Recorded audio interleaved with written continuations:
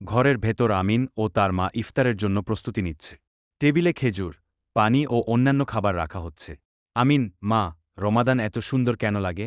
প্রতিদিন ইফতার, শেহরি, আর সবাই মিলে নামাজ পড়ি। আফসানা, রমাদান শুধু খাওয়ার মাস নয় বাবা, এটি আত্মশুদ্ধির মা। আল্লাহ আমাদের গুনাহ মাফ করে দেন, আর আমরা নেক কাজ করি। আমিন, তাহলে আমি আজ দাদার সাথে তারাবিহ নামাজ পড়ব। রাত, নামাজ শেষে আমিন ও তার দাদা বারান্দায় বসে আছেন। আকাশে চাঁদ দেখা যাচ্ছে। দাদা, আমিন, তুমি জানো রমাদান কেন এত গুরুত্বপূর্ণ? আমিন, হ্যাঁ দাদা, এটি কুরআন নাজিলের মাস। এই মাসে আমাদের বেশি বেশি দোয়া করা উচিত, গরিবদের সাহায্য করা উচিত এবং গুনাহ থেকে দূরে থাকা উচিত।